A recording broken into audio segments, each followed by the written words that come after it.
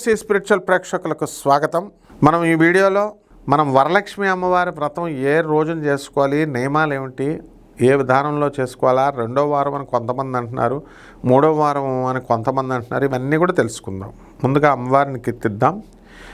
ధ్యాయేత్ పద్మాసనస్థాం వికసితవదనాం పద్మపత్రాయతాక్షీం హేమాభాం పీతవస్త్రాం కరకలసద్దేమపద్మాం వరాంగీం సర్వాలంకారయుక్తాం సకలమభయదాం భక్తనమ్రాం భవానీం శ్రీవిబ్జాం శాంతమూర్తిం సకలసరుణతాం సర్వసంపత్ప్రదాత్రీం. క్రియాశక్తి అయినటువంటి మహాలక్ష్మి అమ్మవారిని మనం ఈ యొక్క శ్రావణ మాసంలో మనం పూజ చేసుకుంటూ ఉంటాం.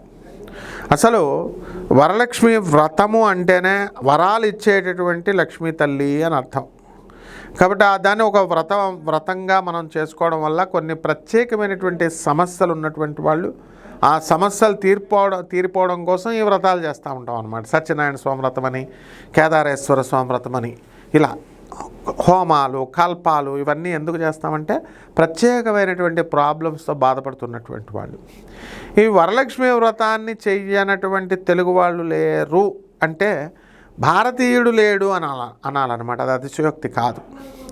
కాబట్టి ఈసారి ఏం జరిగిందంటే మనకి 13వ తేదీ ఆగస్టు నెల 2026 సంవత్సరం నుంచి శ్రావణ మాసం స్టార్ట్ అయిపోయింది.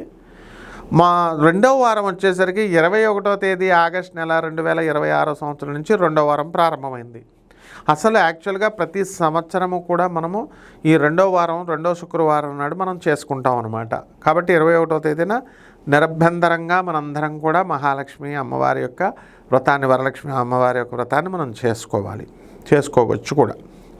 అయితే కొంతమంది ఏమంటే ఇప్పుడు జ్యేష్ఠమాసం వచ్చిందండి, అధిక మాసం వచ్చింది, అందువలన మనం మూడో వారం కూడా చేసుకోవాలండి, మూడో వారమే చేసుకోవాలండి అనేటటువంటి వాదన కొన్ని చోట్ల వినబడుతూ ఉంది. దానివల్ల ప్రజలు కొంచెం కన్ఫ్యూజ్ అవుతున్నారు.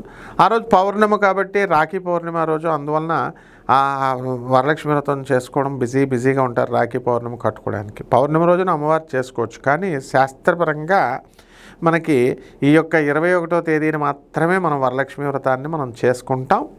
కాబట్టి ఈ వరలక్ష్మి వ్రతం రోజున మనం ఏం చేయాలండి అని అంటే, చక్కగా ఆ రోజు తెల్లవారుజామున నిద్ర లేవడము, ఒక చక్కగా పూజా మందిరం ముగ్గులు అవన్నీ వేసేసుకొని ఇళ్ళ కల్లాపులు అవన్నీ వేసుకోవాలి. ఆ రోజు ముందు రోజునే మనం పూజా సామాన్ అంతా కడిగి పెట్టేసుకుంటే సరిపోతుంది. పూజా మందిరంలో ఒక తెల్లని గుడ్డ వేసి దానిపైన బియ్యం పోసి దాని మీద ఒక కొత్త కలశం, లేదా పాతదైనా పర్వాలేదు, రాగి కలశం, లేదా కొంతమంది ఇత్తడి చెంబులు పెడతా ఉంటారు. బాగా కాస్ట్లీ డబ్బు ఉన్న వాళ్ళు వెండి చెంబులు అవన్నీ పెడతారనుకోండి. దానిపైన పెట్టి మనము మామిడి ఆకుల్ని తర్వాత లేదా తమలపాకుల్ని పెట్టి దాని మీద కొబ్బరికాయని చక్కగా మనం పెట్టి పసుపు 9 నాట్స్ 9 ముళ్ళు వేసినటువంటి ఒక పసుపు తాడుని మనం ఈ యొక్క పసుపు కొమ్మని మనం కలశానికి కట్టాలన్నమాట. కట్టిన తర్వాత మనం వినాయకుల వారిని, గౌరమ్మ తల్లిని మనం తయారు చేసుకోవాలి. మొట్టమొదటిగా గణపతి పూజ చేయాలి. లక్ష్మీదేవి యొక్క పటాన్ని మనము ఆ కలశం వెనకాల మనం పెట్టుకొని ఆ అమ్మవారికి ఆ సీజన్లో దొరికేటటువంటి పుష్పాలు మనకి అవన్నీ కూడా మనం పెట్టి చక్కగా అమ్మవారిని అలంకారం చేసుకొని, కలశాన్ని అలంకారం చేసుకొని ఈ యొక్క వరలక్ష్మి వ్రతాన్ని మనం ప్రారంభిస్తాం. మరి ఈ వరలక్ష్మి వ్రతంలో ముందు మహాగణపతికి పూజ చేసిన తర్వాత, గౌరమ్మ తల్లికి పూజ చేసిన తర్వాత ఆ మహాలక్ష్మి అమ్మవారి యొక్క అష్టోత్తరాన్ని మనం జపించాలి. ఓం ప్రకృత్యై నమః, ఓం వికృత్యై నమః అంటూ చేస్తాము.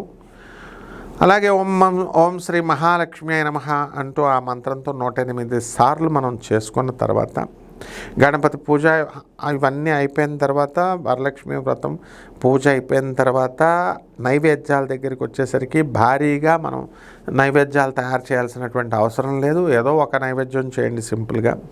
ఆర్భాటాలుగా మొత్తం పొద్దున్నుంచి బూరెలు గారెలు అన్నీ చేస్తారు. మంచిదే, చేయడం మంచిదే, కానీ అంత కష్టపడి అమ్మవారి దగ్గర వచ్చి మీరు కూర్చునేది ఎంతసేపు అండి చెప్పండి నాకు? ఏదో మెకానికల్గా ఎప్పుడైపోద్దా అని అలసిపోయిన బాడీతో కూర్చుంటారు. అలా కాదు. ఈ ప్రసాదాలు, ఈ ఆర్భాటాలు అమ్మవారికి, మహాలక్ష్మి తల్లికి అవసరం లేదు. మీరు చక్కగా మీ సోల్ కనెక్ట్ అవ్వాలి అమ్మవారికి. ఆత్మ, ఆ సోల్ని ఒక లైన్ మీదకి తీసుకురావడం చాలా కష్టం. బాడీని, ఆత్మని, మనసుని ఒక లైన్ మీదకి తీసుకురావాలి. ఇదంతా మన ఆత్మ అయితే, పరమాత్మ అవతల వైపు అమ్మవారు ఆత్మ. పరమాత్మ అంటాం. ఈ నాలుగిట్లని ఒక లైన్ మీదకి తీసుకురావడమే వరలక్ష్మి వ్రతం యొక్క ముఖ్య ఉద్దేశ్యం అన్నమాట. కాబట్టి ఆ రోజు చక్కగా ఆ సీజన్లో దొరికేటటువంటి పుష్పాలన్నీ వేసి పంచోపచారాలు అష్టోత్తర సేవ చేసిన తర్వాత అభిషేకం కూడా శ్రీ సూక్తంతో మనం అమ్మవారికి చేసుకోవచ్చు. హిరణ్యవర్ణాం హరిణీం సువర్ణ రజతస్రజాం చంద్రాం హిరణ్మయీం లక్ష్మీం జాత వేదోమమావహ అంటూ వచ్చిన వాళ్ళు చేసుకోండి, రానటువంటి వాళ్ళు చదువుకొని చేసుకోండి. చేసుకున్న తర్వాత చక్కగా కథ ఉంటుంది. ఆ కథలో చారుమతి అనేటటువంటి ఆవిడ భక్తురాలు తన భర్తకి తాను విశిష్ట ధర్మాలు నెరవేరుస్తుంది. అంతే, ప్రత్యేకమైన పూజలు లక్ష్మీదేవికి చేయడం కానీ విష్ణుమూర్తికి చేయడం కానీ ఏం చేసేది కాదు. వాళ్ళ ఆయనకి టైంకి టిఫిను టైంకి కాఫీ ఇచ్చి భోజనాలు పెట్టి సపర్యలు చేసేవారు. ఆవిడ మీద ఆమె పాతివ్రత్య ధర్మం మీద లక్ష్మీదేవికి అనుగ్రహం కలిగి ఆమెకి చక్కగా వరాన్ని ఇస్తారంటే ఆమె వరలక్ష్మి వ్రతం 2వ శుక్రవారం వస్తుంది. ఆ రోజు నువ్వు చేసుకో అమ్మ బంధుమిత్రులను పిలిచి అంటే మీకు కూడా వస్తుంది. ఆమెకి ఎందుకు వస్తుందండి లక్ష్మీదేవి కల్లోకి? మీ అందరికీ రావట్లేదా మరి? మీరు సరిగ్గా పూజలు చేయట్లేదా? మీ భర్తకి సేవలు చేయట్లేదా? అందరికి వస్తుంది. చారుమతి అనేది ఎగ్జాంపుల్. శ్రీకృష్ణ పరమాత్మ అర్జునుడికి చెప్పాడు అంటే అర్జునుడిని ప్రాతిపదికగా చేసుకొని అందరికీ చెప్పాడు, మనందరికీ. అలాగే చారుమతి అనేటటువంటి ఆవిడ్ని ప్రాతిపదికగా చేసుకొని మనందరికీ చెప్తుందన్నమాట. చేసిన తర్వాత వ్రత కథ ఉంటుంది. అందులో ఆ కథ అంతా అయిపోయిన తర్వాత మహాలక్ష్మి పూజ అంతా అయిపోయిన తర్వాత యోగా భ్రష్టురాలు అవ్వకూడదనమాట. ఎవరైతే వర్షే ప్రయుక్త ప్రతి సంవత్సరము చేయాల్సినటువంటి యొక్క వరలక్ష్మి వ్రతాన్ని మానేసేయడం వల్ల ఆ కథలో ఏముంటుందంటే ఒక మహా అక్కా చెల్లెళ్ళైనటువంటి రాణులు 2 రాజ్యాలకు ఉన్నటువంటి వాళ్ళ అక్కది భర్త వదిలేస్తాడు. బంగారం అంతా కూడా దొంగతనం జరుగుతుంది. భ్రష్టత్వం వ్రత భంగం చేసినట్లయితే ఇలాగే జరుగుతుంది. అప్పుడు ఆ చెల్లెలు ఏం చేస్తుందంటే పిల్లలు పెద్ద అయిన తర్వాత పిన్ని దగ్గరికి వెళ్ళమని తల్లి పంపిస్తే ఆ అక్క కొడుకు వచ్చి మనకు 3 సార్లు హెల్ప్ చేస్తుంది. డబ్బేస్తే మధ్యదారిలో వచ్చి డబ్బులు దొబ్బేస్తారనమాట దొంగలంతా. ఇది కూడా కేదారస్వామి వ్రత కథలాగా చెప్పబడి ఉంటుంది. కాబట్టి ఈ కథలన్నీ కూడా ఎందుకు చెప్తారంటే మనకి శ్రద్ధ ముఖ్యం. అంతేగాని వాట్సాప్లో పెట్టడానికి ముఖ్యంగా నేను చెప్తున్నాను, లక్ష్మీదేవి ఆగ్రహానికి గురైపోతారు మీరు. ఎలా ఆగ్రహం అంటే ఆవిడేం చేయదు, కానీ మీకు మీరే గురైపోతారనమాట. ఎలా అంటే మీరు చేస్తున్నారండి, బంగారం పెడుతున్నారు, డబ్బులు పెడుతున్నారు, వాయినాలు పెడుతున్నారు, పట్టు చీరలు ఇవి పెడుతున్నారు, ఇవన్నీ పేదవాళ్ళకి ఇచ్చేయండి. మీరు వాట్సాప్ స్టేటస్లో పెట్టడానికి కాదు, వెండి చెంబుతో ఇస్తున్నారు, అవి వచ్చిన పంతులు గారికి ఇచ్చేసేయండి పేదవాడికి. మీరు మళ్ళీ బీరువాలో ఎందుకు దాచుకుంటారు? మీరు బంగారం అంతా అక్కడ పెడుతున్నారు, కట్టలు డబ్బులు పెడుతున్నారు. ఎంతసేపు లక్ష్మీదేవి చెప్పేది ఒకటే, పేదవారికి మండి, అనాథలకి, వికలాంగులకి, సాధువులకి, పేదవారికి సేవ చేసుకోండి. అది చేసుకుంటారు, అక్కడే పెడతారు, అవన్నీ చూస్తారు, వాట్సాప్లో పెడతారు, మీ చెల్లెళ్ళకి మీ చుట్టాలకి మీరు పెట్టుకుంటారు. మళ్ళీ ఏమంటే మాకు నరకోశ తగిలేసిందండి గురుగారు, మర్నాడు నుంచి మాకు ఈ సంవత్సరం బాగాలేదండి, వ్యాపారాలు లేవండి అంటే ఎందుకుంటాయి చెప్పండి? నరకోశ తగులుతాయి కదా. ఆ నరకోశకు విరుగుడు చెప్తున్నాను నేను.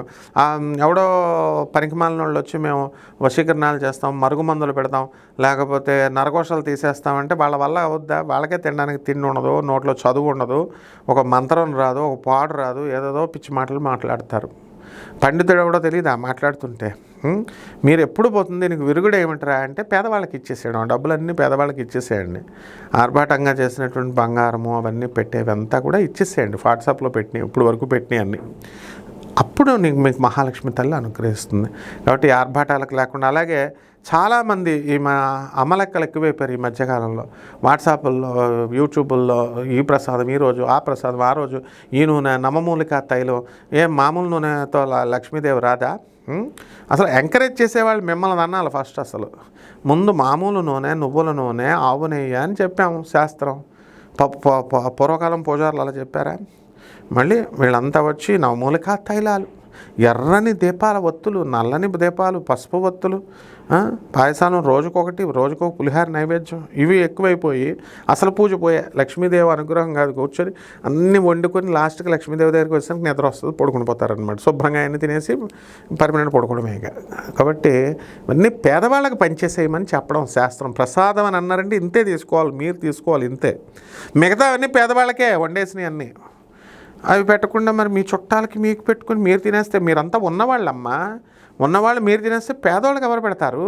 లక్ష్మీదేవి తత్వమే అది. లక్ష్మీదేవి ఎంతసేపు కూడా పేదవాళ్ళకి మీరు ఇస్తుంటే మీకు అమ్మవారు ట్రాన్స్ఫర్ చేస్తుంది. మీరు బీరువాల్లో బ్లాక్ చేసేసి డబ్బులు బంగారం వెండి మీరు ఇవ్వకుండా ఉంటే నీరు నిండిపోయింది, కంటైనర్లో నిండిపోయిన నీరు ఖాళీ లేదు. ఆ నీరు ఖాళీ చేస్తేనే అది బావిలో తవ్వి పాడేస్తే అప్పుడు మళ్ళీ లక్ష్మీదేవి ఫిలప్ చేస్తుంది. మీకు మీ డబ్బులు మీ దగ్గర బ్లాక్ చేసేసుకోవడం వల్ల, పేదవాళ్ళకి మీకు ఇవ్వకపోవడం వల్ల లక్ష్మీదేవి అనుగ్రహం మీకు తప్పుతుంది. వ్యాపారాల్లో లాసులు వస్తున్నాయి. దయచేసి సూక్ష్మార్థం తెలుసుకోండి. నేను చెప్పేది ఏమంటే చాగంటి గారు చెప్పారండి వ్రతం చేసేమని, లేదా గరికపాటి గారు చెప్పారండి, వాళ్ళకేముంది నాయన, కడుపు నిండిన బేరాలు ఎన్నన్నా చెప్తారు పండితులు. విన్నావు నాయన, వాళ్ళు మా గురువులే, వాళ్ళు చక్కగానే చెప్తారు. మీకు అర్థం చేసుకోవడం సరిగ్గా రాదు. ఏంటంటే ఇచ్చి పాడేయండి అంటే పేదవాళ్ళు, అంతేగాని మీరు కొల్హాపూర్ వెళ్తే మీకు లక్ష్మీదేవి ఎందుకు ఇస్తుంది ఆ డబ్బులు? మీరు లక్ష్మీదేవి పూజ చేస్తే మీకు ఎందుకు ఇస్తుంది చెప్పండి అసలు? అంటే పసుపు కుంకాలు వేసి ₹1,00,00,000 మీకు ఇచ్చేస్తుందా? నువ్వు పేదవాడికి ఇవ్వడానికి నీ మనసు రానప్పుడు నీకు లక్ష్మీదేవికి మనసు ఎందుకు వస్తుంది నీకు ఇవ్వడానికి? ఇది బేసిక్ లా. సో ఈ రకంగా చక్కగా చేసుకోండి. నేను చెప్పిన విధానంలో మొత్తం దాన ధర్మాలు విరివిగా చేయండి. రాకపోతే నన్ను అడగండి, నేను చెప్తాను మీకు. శుభమస్తు.